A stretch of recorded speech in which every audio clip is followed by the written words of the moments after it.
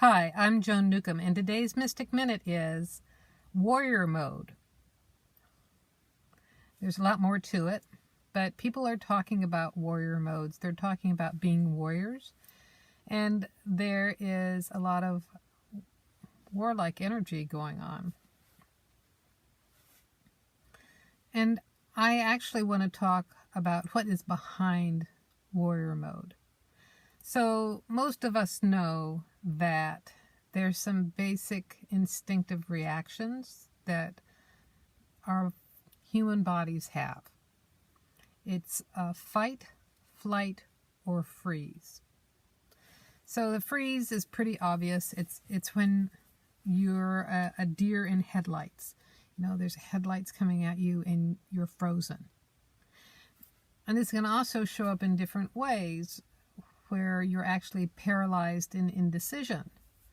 You're procrastinating, actually. It's like never getting around to do something. If you really peel away the layers, you're experiencing this kind of freeze paralysis in a response to fear. The other fear response is to flight, is to run away. So the first one's a deer in headlights. The runaway I think of is like a rabbit. Rabbits are off like a shot. Both of those are prey animals, so their best response is to run away. And how that shows up in our lives is that, you know, we never stay still. We're always moving to the next job or the next relationship or the next apartment, next country. We're always on the move, and beneath that is the fear response about it's not safe to stay still. It's not safe to be in one place. We have to run to the next one. So then the next one is fight.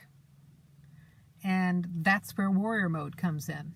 That's where you respond and you attack, and it's this you can feel the energy of this. And sometimes it's out of context because you've been in frozen mode or fleeing mode, and now you're deciding to stay and duke it out. And sometimes it really is in context that there's been like a collective tolerating the intolerable for such a long time that, you know, now it's time to move forward. So all of those are body reactions. And yet, what I see going on in the world today is that there is a collective evolution. And so there's a collective expansion going on. And as we're expanding, we're actually expanding beyond the boundaries and the limitations that have felt imposed for thousands of years. I would also say that on some levels, we've been in a frozen mode for a really long time, because in frozen mode, nothing really changes. The apparent threat is still in place, and nothing is being done to change it. And also, when you're in that mode, you really do feel like the thing is happening to you or continues to happen to you. That kind of touches base on the PTSD thing. It's like you're still in the abusive situation. You're back to the age you were when it happened. With the second response, the flight response, there's the illusion that you have changed something because you have changed your location. You've gotten the heck out of Dodge. You've gotten away from your family. You've escaped that relationship. But the truth is that you're still carrying all that within you.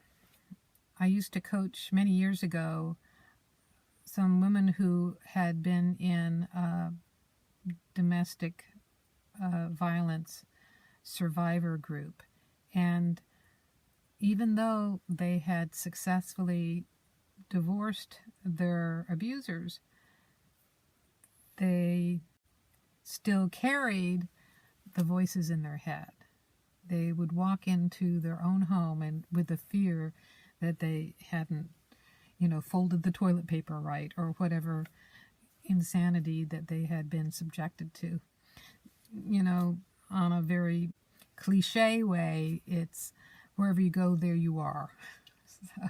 So you're still carrying yourself with you, you're still carrying your past with you, and nothing really changes because you'll recreate your experiences. So then there's warrior mode, and which is my favorite. That's my reaction. That's how I survived. That's how, I got out of my family of origin with more power, I felt like, than anybody else, because I had learned to successfully fight back. And what I like about warrior mode is it does give you that energy to burn through things. So anger is a very natural response to overcoming fear. Yes, it's a fear response, and it gives you the energy to move through something, to confront what's coming at you. And maybe even like diving through what's coming at you and realizing it was just a big giant wave and now it's past. But for me, it has been invaluable for being in really difficult situations. When I was taking care of my mother, I was furious for most of the time, and there was a lot I could be furious about, from the incompetence of the system to the neglect and denial of family members or whatever. But it was really helping me not collapse under the weight of all the excruciatingly difficult things that I was dealing with. And now I'm in New York helping my little brother who had a stroke. And it's so interesting how there are some similarities and then really vast differences with what I went through before. And there are some circumstances that, I'm not responding to with anger in the way that I would have before. I'm actually having greater clarity on why some people aren't responding. It gives me some understanding of what I went through before, where it went over people's heads. But it's also very useful for getting some things done. And because I'm in New York, it's also doesn't have the effect of like napalming people around here, because we're in New York. New Yorkers are very in your face, honking horns all the time. So it's actually, I've gotten away with some. And I've also shocked some people too, but not quite the same effect as when I was in Washington, D.C., where they use other kinds of subversive ways to express anger. It's a really interesting experience, and where it's coming up now is I'm protecting and advocating for my brother, and to some extent his wife, as he is in the process of recovering. And it's giving me the strength and energy to do the right thing, do the necessary thing, to have the energy to keep going. I am by no means the primary character. If you kind of look at the circumstances, there's my brother and his wife, and I'm the support team. And I wrote in my blog a couple weeks back about how this was also about changing patterns, changing family patterns, changing cultural and institutional patterns. And I respond differently than some people. Gets things done. Got him his wheelchair and commode the next day instead of waiting a week and a half for the equipment. And at the same time, I've had the opportunity to watch the news, because that's all he will watch on TV. I like my news from The Daily Show and sometimes Colbert. Maybe Rachel Maddow. Watching regular news. The Kavanaugh hearings. Collective anger. What a wonderful gift this is for motivating people even further, if they weren't motivated before, to break the patterns, to step up into their power, to move forward. So just as we might feel the most powerless over this situation, it really empowers the collective to stand up and claim their space in the world. So how is this showing up in your life?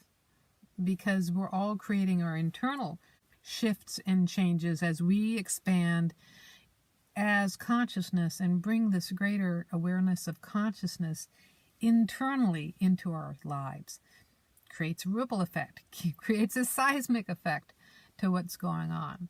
Some people I've worked with, when this happens, their whole life rearranges in very dramatic, unexpected ways. So what I would say here is, don't be afraid of your own anger, because it is empowering you. It may seem volcanic. It doesn't necessarily have to napalm a recipient. It can just blast out whatever energetic patterns you might be experiencing. And actually, along with that is that I wouldn't necessarily make it a project every day. I'm going to be angry for 10 minutes. Don't use that kind of intention, because as consciousness, everything is very improvisational, very spontaneous, really done from a sense of curiosity and wonder. So if you're trying to use that anger in a conscious way, that's more your ego personality wanting to manipulate and control it. Consciousness doesn't need to come from that space. But if you feel that fuel running through you, you can definitely use it. Oh, and I meant to mention this at the very beginning. Why am I filming this in a car in the garage? Because there's no space upstairs in my brother's apartment for filming these now. And it's really loud on the streets of New York here. I mean, Queens, but still, Queens.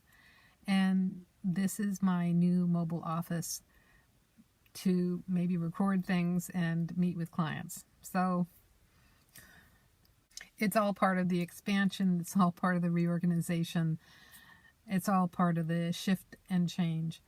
And when you really go with the flow as consciousness, you have this inherent sense that all is very, very well, that all is unfolding in your favor, and it's all really going towards the light. Actually, you are the light, not going towards, but increasing in light, and it is getting better. If you like these videos, you can subscribe to them on YouTube. You can also sign up below to get them in your inbox. If you want to know more, my website is joan-newcomb.com. You can go there and see my radio show podcasts. You can also read my blog and newsletter. You can see all these past videos. And if you want to know more about how to navigate your life as consciousness with expansive techniques to play with, go to my website, joan-newcomb.com, and look at my coaching programs. So go to joan-newcomb.com, and I'll see you in another couple days with another Mystic Minute.